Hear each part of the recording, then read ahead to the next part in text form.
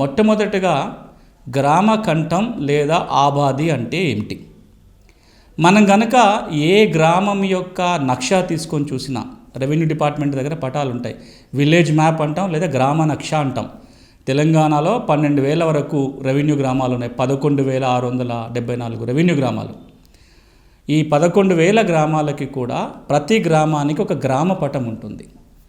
చాలామంది మనం చదువుకున్న వాళ్ళం కూడా, ఉన్నత చదువులు చదువుకున్న వాళ్ళు కూడా, మీరు ప్రపంచ పటం చూసారా అంటే అందరం చూసినామని చెప్తాం. మీ దేశ పటం చూసినారా అంటే అందరం చూసుంటాం. మీ రాష్ట్ర పటం అంటే తప్పకుండా చూసుంటాం. తెలంగాణ వాళ్ళని తెలంగాణ పటం తప్పకుండా చూసుంటారు. మీ జిల్లా పటం చూసుంటారా అంటే కొద్దిమంది చెప్పలేకపోవచ్చు, జిల్లా పటం చూసి ఉండకపోవచ్చు.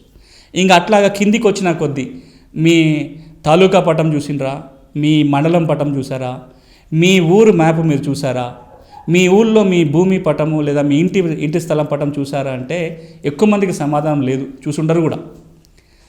మీరు కనుక మీ గ్రామం యొక్క గ్రామ నక్ష లేదా గ్రామ పటము విలేజ్ మ్యాప్ తీసుకొని చూస్తే ఈ రోజున ధరణి వెబ్సైట్లకు కూడా గ్రామ పటాలన్నీ ప్రభుత్వం అందుబాటులో పెట్టింది.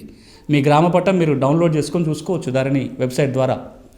మీరు గ్రామ పటాన్ని గమనించి చూస్తే ఆ గ్రామంలో ఉన్న వ్యవసాయ భూములన్నీ కమతాలుగా విడగొట్టి ఉంటాయి. ఆ ప్రతి కమతానికి ఒక నంబర్ వేసి ఉంటుంది. దాన్నే మనం సర్వే నెంబర్ అంటాం. సర్వే నెంబర్ 1 నుంచి అక్కడ ఎన్ని కమతాలు ఉంటే అన్ని నెంబర్లు వేసి ఉంటాయి. సాధారణంగా ఒక రెవెన్యూ గ్రామంలో 500 ఎకరాల నుంచి 5,000 ఎకరాల వరకు కూడా ఉండే అవకాశం ఉంది. ఆ ఉన్న విస్తీర్ణాన్ని బట్టి ఒక సర్వే నెంబర్లో ఎకరం నుంచి మొదలు పెడితే 100-200 ఎకరాలు కూడా ఒక సర్వే నెంబర్లో ఉంటుంది. ప్రతి కమతానికి ఒక నంబర్ ఉంటుంది, సర్వే నెంబరు. అది కనుక మళ్ళీ ముక్కలుగా విడిపోతే, అమ్మకాలు కొనుగోలు వలన భాగ పంపకాల ద్వారా విడిపోతే కనుక సబ్ డివిజన్ నంబర్స్ వేస్తారు. కానీ ఆ పటంలో ఒక సర్వే నెంబర్ లాగా ఉంటుంది, ఒక ఏరియా నంబర్ లేకుండా కనపడుతుంది. గ్రామం మధ్యలోనో, సాధారణంగా గ్రామం మధ్యలో కనబడుతుంటుంది. దాన్నే గ్రామ కంఠం లేదా ఆబాది అంటాం. దానికి సర్వే నంబర్ ఏది ఉండదు.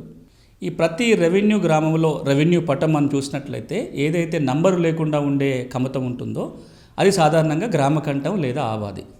ఈ గ్రామ కంఠం ఆబాది ఎందుకు ఉంటుందంటే ఆ గ్రామంలో నివాస స్థలాలు ఏర్పాటు చేసుకోవటం కోసం కేటాయించబడిన ప్రదేశం అని అర్థం దానికి.